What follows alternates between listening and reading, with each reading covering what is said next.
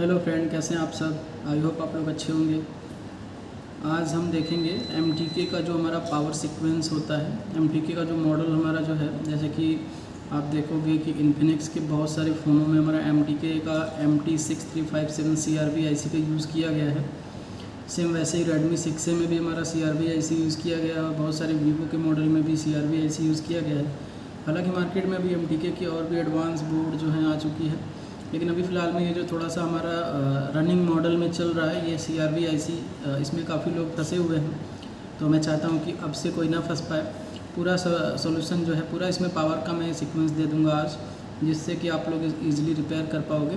और जितने भी हमारे पुराने स्टूडेंट हैं उनके लिए तो ऑलरेडी ये सारी चीज़ें उनको मिल चुकी हैं, और जो भी हमारे यूट्यूब में जुड़े हुए सब्सक्राइबर्स हैं उनके लिए मैं ये दे रहा हूँ स्पेशली।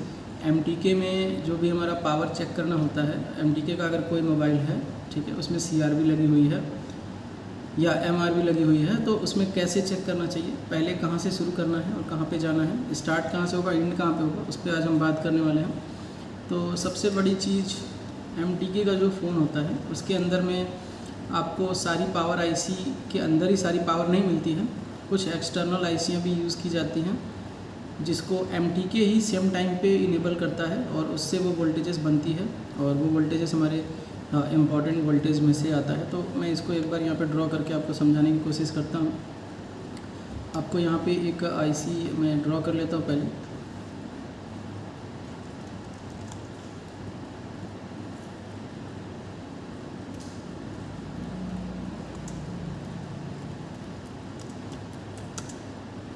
ठीक है, जैसा कि आपको नज़र आ रहा होगा, MTK का ये CRV IC हमने यहाँ पे ड्रॉ किया है।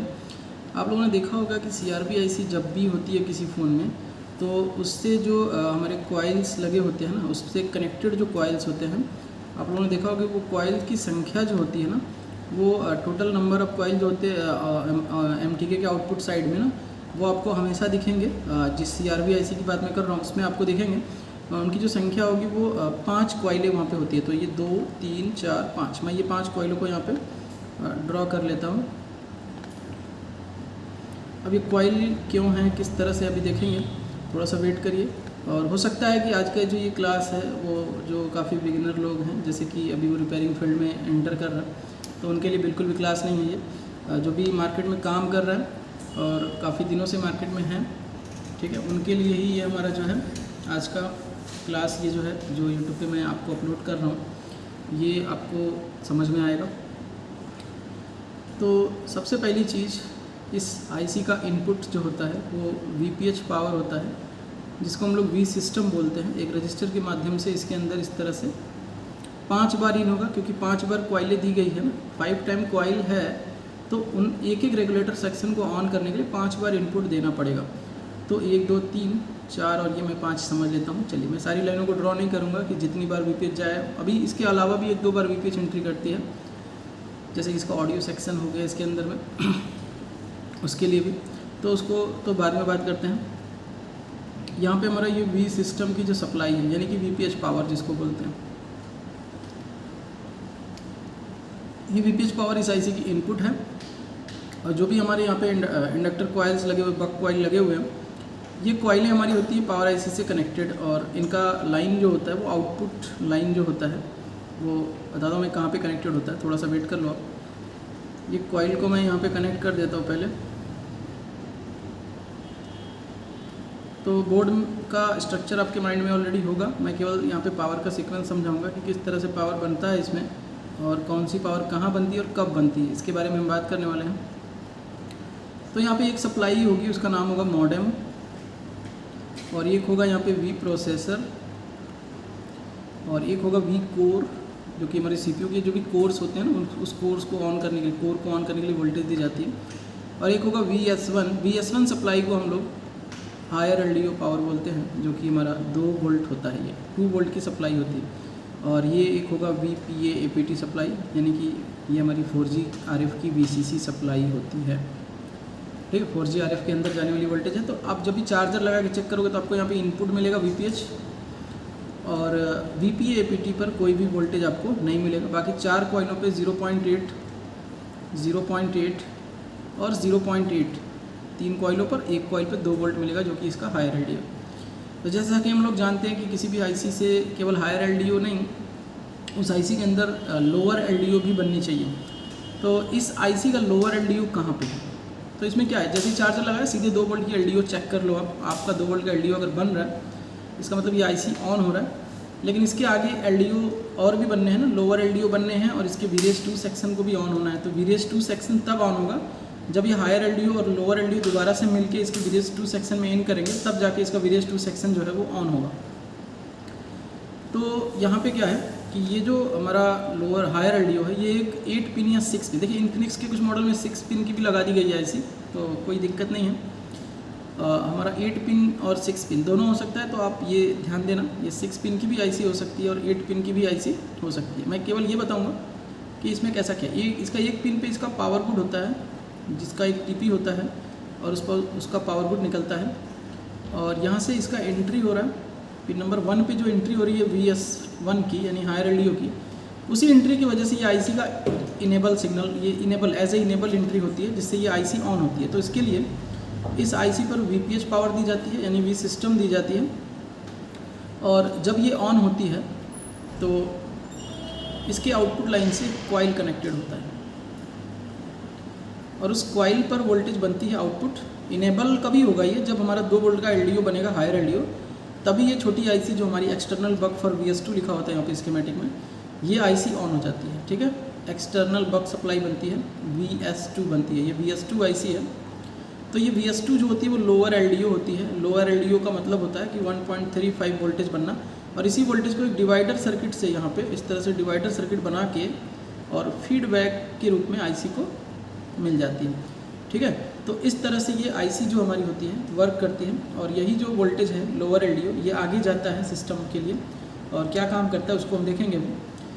यही लोअर एलडीओ एक छोटी सी 6 लेग आईसी के अंदर में एंट्री करती है। एक कैपेसिटर यहाँ पे लगा होता है और 6 लेग आईसी होती है, 6 लेग आईसी या 6 पिन आईसी होती है, बॉल आईसी होती है, उसके अंदर से एंट्री करती है और उसके बाद वहाँ से जब वो आउट करती है तो वहाँ से VA12 सप्लाई बनती है। ये VA12 CPU के लिए 1.2 वोल्टेज बनती है, यहाँ पे भी एक कैपेसिटर लगा होता है और इसी वोल्टेज को डिवाइडर सर्किट यहाँ पे भी बनाया जाता है इस तरह से, एक 2 रजिस्टर के माध्यम से और इसका बैक यहाँ पे फीडबैक मिल जाता है। बाकी इसमें भी हमारी जो होती है V सिस्टम आती है, VPH पावर जिसको बोलते हैं, और एक पिन इसकी ग्राउंड होती है फुली और एक पिन पर यहाँ पे जो एक बॉल है इसका बचा हुआ और एक तो इसका फीडबैक हो गया।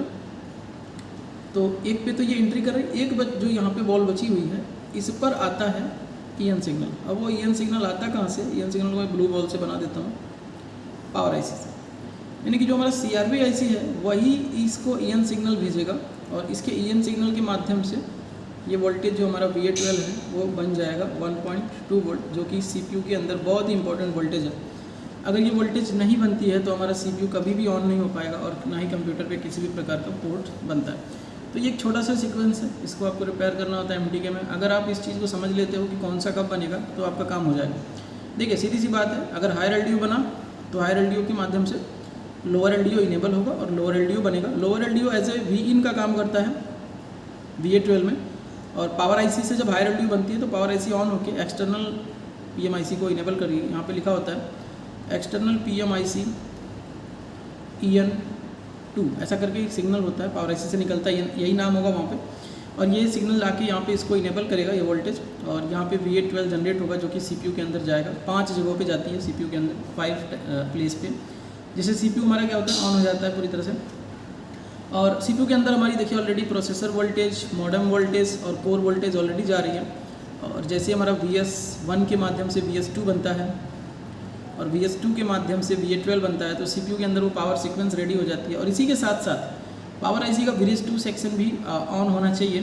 तो उसके लिए क्या होता है कि जो ये VS2 बनी हुई है ना, ये VS2 और VS2 और VS1 जो होती है, ये दोनों सप्लाइयाँ, VS1 जो होती है वो 2 वोल्ट की सप्लाई होती है, हायर LDO जिसको बोलते हैं हम लोग, और VS2 जो होती है वो 1.35 वोल्टेज की सप्लाई होती है MTK में, जिसको हम लोग लोअर LDO बोलते हैं। ये दोनों LDO के साथ में एक बार VPH पावर भी एंट्री करता है VPH पावर यानी कि वी सिस्टम, और उसके बाद इसके अंदर से एक नया सेक्शन जो है ऑन होता है जिसका नाम होता है वी रेगुलेटेड 2 से हमारा 1.8 जनरेट होता है जिसका नाम होता है, मैं यहाँ पे कुछ ही लाइनें ड्रॉ कर रहा हूँ। यहाँ पे आपकी 20-22 सप्लाइयाँ जनरेट होती हैं जो कि एक सीक्वेंस में बनती है। उसका भी क्या है कि सभी एक साथ नहीं बन जाती हैं, जो रिक्वायरमेंट जब होता है तब बनती है। लेकिन सबसे मोस्ट इंपॉर्टेंट सप्लाई जो होती है इसमें वो हमारा VIO 18 PMU होती है, पावर मैनेजमेंट यूनिट।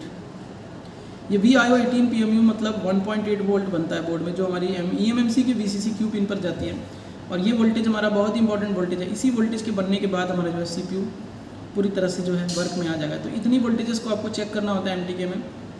अगर आप इन वोल्टेजेस को चेक कर पाते हो तो आपका मोबाइल जो है ज़रूर से ऑन हो जाएगा। और कुछ मोबाइल में ये जो जिसमें CRB लगी होती है उसमें क्या होता है कि DRAM supply, EMI VDD1 supply, VDD2 को ही DRAM बोला जाता है, मैं बता दूं। eMMC के अंदर जो VDD2 सप्लाई होती है उसी को DRAM बोला जाता है। तो DRAM सप्लाई और EMI VDD1 सप्लाई, ये दोनों सप्लाइयाँ अलग अलग 2 ICO से भी बनाई जाती है। जैसे कि Redmi 9A में होगा, आप जाके वहाँ पे देख सकते हो, वहाँ पे भी CRB यूज़ की गई है और 2 एक्स्ट्रा IC होती है।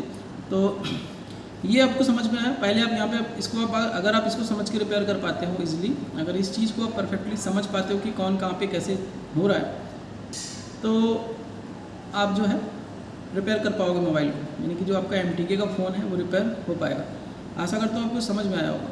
ठीक है, अगर अच्छा लगा तो ज़रूर कमेंट करके आप बता दो कि अच्छा लगा और ये काफ़ी हेल्पफुल रहा आपके लिए। देखिए सिंपल सी बात है कि सीधी सी बात है, VPH बनेगी चार्जिंग IC से, यानी DC to DC IC से VPH इसकी एंट्री होगी। इसकी एंट्री होने के बाद इसका कॉइल पे वोल्टेज बनेगा 2 वोल्ट। कॉइल की वोल्टेज जाके VS2 को इनेबल करेगी, यानी VS1 ही VS2 को इनेबल करेगी, और VS2 से एंट्री होगी VA12 में, और VA12 को मेन हमारा पावर IC इनेबल करेगा, तो CPU की वोल्टेज बन जाएगी। ये छोटा सा सीक्वेंस आपको इसमें समझना होता है इस फ़ोन को रिपेयर करने के लिए। MTK का जो भी मॉडल होगा सब में ये सीक्वेंस होता है, लेकिन कुछ मॉडल के फ़ोनों में आपको VS2 IC देखने को नहीं मिलेगी, तो उसमें भी आप कोई भी पैनिक ना करना, क्योंकि VS2 IC को बाईपास भी कर सकते हैं हम लोग, और हमने एक वीडियो में उसको ऑलरेडी बता भी रखा है। हाँ, इन्फिनिक्स के मॉडल में हमने VS2 IC को बाईपास किया था, यानी कि इस IC को हटा के, कॉइल को हटा के, या फिर कॉइल लगे रहने दो, IC को हटा के बाईपास किया था। वो बाईपास सोल्यूशन आप वहाँ पे जाके देख सकते हो, नहीं तो फिर यहीं पे सुन लो। ये VS1 की जंपर, यानी कि जो इनेबल वाली पिन है उस पर जो वोल्टेज आ रही है, VS1 को VS2 से जोड़ दो और IC हटा लो। सिंपल सा सोल्यूशन है। ठीक है, VS1 को VS2 से जोड़ दो और IC हटा लो। ठीक है, तो आशा करता हूँ आपको यहाँ पे जो भी कोड लैंग्वेज है इनके ये भी समझ में आए होंगे थोड़े बहुत। VS1 क्या है, VS2 क्या है, VRAGE1 क्या है, VRAGE2, जो भी कॉइल पावर जो होती है ना, कॉइल की जो सप्लाइयाँ बनती है उनको हम लोग क्या बोलते हैं, VRegulated1। VRegulated1 के बनने के बाद ही VRegulated2 बनता है, और VRegulated2 बनने के बाद हमारा 1.8 बन जाना चाहिए। इसका मतलब है कि हमारी पावर IC ऑन हो चुकी है, और उसके बाद हमारा VS2 बन जाना चाहिए और VA12 बन जाना चाहिए, जिससे हमारा CPU भी वर्किंग कंडीशन में आ जाएगा। तो ये 1.8 जो होता है ना, वो हायर LDO में से ही टूट के तीनों सप्लाइयाँ क्यों एंट्री कर रही है यहाँ पे, इसलिए कर रही है कि जो हमारा हायर LDO है 2 वोल्ट की जो सप्लाई है उसमें से टूट के 1.8 निकलेगा, और जो हमारा लोअर LDO सप्लाई है उसमें से टूट के जितने भी 1.35 से छोटी वोल्टेजेस हैं वो सब VS2 में से टूट के निकलती हैं। VRAGE2 सेक्शन में IC के जितनी भी छोटी वोल्टेजेस बनती हैं वो VS2 से बनती है, और जितनी भी 1.8 बनती है वो 2 वोल्ट में से टूट के बनती हैं, और जितने भी 2.5 वोल्ट, 3 वोल्ट, 2.8, 3.3, 2.95 ये सारी वोल्टेजेस V सिस्टम में से टूट के बनती है, क्योंकि V सिस्टम VPH पावर होता है। तो ये छोटा सा सीक्वेंस है MTK में, अब बहुत ही आसान है, बहुत ही आसान है। इतना आसान है कि आप इसको रिपेयर करके आप डेड फ़ोन को ईजिली बहुत ही आसानी से बना सकते हो। अगर आप चाहते हो मोबाइल रिपेयरिंग का कोर्स करना, इस चीज़ों को प्रैक्टिकली समझना, तो आप हमारा कोर्स ज्वाइन कर सकते हो, जिसमें आपको सारा कुछ यहाँ पे एक्सप्लेन किया जाएगा। केवल यही नहीं, ये तो ओल्ड हो गया, अभी नए मॉडल भी मार्केट में धीरे धीरे आ रहे हैं, वो चीज़ भी आप समझ पाओगे, क्योंकि धीरे धीरे मेरा काम यही होता है कि मैं आपको इस लेवल पे ट्रेन कर दूं कि धीरे धीरे आप जो है ना स्कीमेटिक को इतने अच्छे से समझ पाओ कि मार्केट में आने वाली जो नए मॉडल्स होंगे उनको भी आप समझ के अपने मर्जी से अपना रिपेयर कर सकते हो। लेकिन शर्त यही है कि आप जो है पहले से काम करते रहो, फील्ड में हो तभी करो। मैं ये बोल रहा हूँ कि 8-10 साल या 5 साल से आप काम करते हो, 4-5 साल से काम करते हो, IC लगा लेते हो, निकाल लेते हो, लेकिन ये नहीं पता कौन सप्लाई कहाँ जाती है, और सभी ICओ की पहचान आपको है, ऑलरेडी पहचानते हो आप, काफ़ी बोर्ड को समझते हो, लेकिन ये नहीं पता चलता है कि वो कौन सी IC है, कैसे क्या काम करती है। तो मैं ज़रूर आपको ट्रेन कर दूंगा 100%, आप जो है कोर्स करने के बाद सीख सकते हो। लेकिन अगर आप एकदम बिगिनर हो, आपको कुछ भी नहीं आता, आप जैक भी लगाना नहीं आता, आपको कुछ पता ही नहीं मोबाइल के बारे में, और आप सोचते हो कि मोबाइल रिपेयरिंग सोचना है तो सीखना है, तो आप ऑनलाइन कोर्स कभी भी कहीं पर भी किसी के यहाँ भी ना ज्वाइन करो, मेरे यहाँ भी मत करो। सीधी सी बात है, आपको किसी भी इंस्टीट्यूट में, अपने लोकल के इंस्टीट्यूट में कोशिश तो यही करो पहले कि लोकल आसपास के इंस्टीट्यूट में अगर कुछ भी नहीं आता है तो वहाँ पे जाके थोड़ा बहुत काम सीखो, या फिर किसी शॉप पे बैठ के 2 साल साल भर आप पहले हाथ साफ करो अपना, बोर्ड को पहले समझो थोड़ा सा, क्योंकि देखिए 1 महीने में कोई ट्रेनिंग नहीं कर पाएगा। ट्रेनिंग वही करेगा जो जानता है बोर्ड के बारे में। बोर्ड के बारे में जानकारी होनी चाहिए, आईसी निकालने लगाने आपको आनी चाहिए। उसके बाद आपको टाइम देना है रिपेयरिंग करने में और सीखने में, सर्किट को समझने में टाइम लगता है, तब जाके आप जो है एक अच्छा इंजीनियर बन पाओगे, एक अच्छा टेक्नीशियन बन पाओगे और मार्केट में अपना नाम जो है बना पाओगे। तो आशा करता हूँ ये आपको काफ़ी अच्छा लगा होगा। अगर अच्छा लगा है तो वीडियो को लाइक कर दे, चैनल पर नया है तो सब्सक्राइब कर ले और बेल आइकन प्रेस कर दे, ताकि आने वाले वीडियो का नोटिफिकेशन आपको टाइम टू टाइम मिलता रहे। तो इसमें अभी बहुत सारी चीज़ें हैं, इस तरह के मोबाइल में भी ये तो पूरा सीक्वेंस पावर का मिल गया आपको, पावर ऐसे ही आपको चेक करना होता है, लेकिन ऐसे ही हमारे क्वालकॉम के भी बहुत सारे आ रहे, डबल पावर ऐसी ये भी फ़ोन है, 3 पावर ऐसी भी दिख रही है, और लेटेस्ट फ़ोनों में कुछ वो जो 5 कॉइल अभी दिख रही है ना, इसमें 12-12 कॉइलें आने लगी हैं। ऐसा क्यों आ रही है, क्यों हो रहा है, ऐसे कॉइल की संख्या क्यों बढ़ती जा रही है, वो सारी चीज़ों को आपको बताया जाएगा। और ज़रूरी नहीं है कि और पावर सीक्वेंस, आपको नेटवर्क सेक्शन भी पूरी तरह से समझा दिया जाएगा, एक एक बॉर्ड उसकी ट्रैक जो है, नेटवर्क का पूरा ट्रैक जो है सब कुछ उसमें बता दिया जाएगा आपको। इस नेटवर्क सेक्शन काम कैसे करता है, लाइट सेक्शन, मतलब आपको जितने भी मेजर सेक्शन है ना सबको एक्सप्लेन कर दिया जाएगा, जिससे कि आपको रिपेयरिंग करने में कोई भी प्रॉब्लम नहीं होगी। और स्कीमेटिक का तो आपको पूछिए मत, मतलब आप स्कीमेटिक में बहुत ही अच्छा वर्क करने लगोगे। तो काम हमारा यही होता है कि कैसे भी करके आपको मैं ट्रैक पे ला दूँ। ट्रैक पर लाने का मतलब कि वो टेक्निकल लैंग्वेज जो है स्कीमेटिक में लिखा हुआ है, उसका मतलब क्या होता है, वो कैसे काम करता है, उसको कैसे ट्रेस करना है, वो सारी चीज़ें सीखना वो बहुत बड़ी चीज़ है। अगर वो चीज़ें आप सीख गए तो आपको कहीं भी जाने की ज़रूरत नहीं है, आप बैठे बैठे ही कर सकते हो एक जगह से सब कुछ। ठीक है, मिलते हैं किसी नए वीडियो में।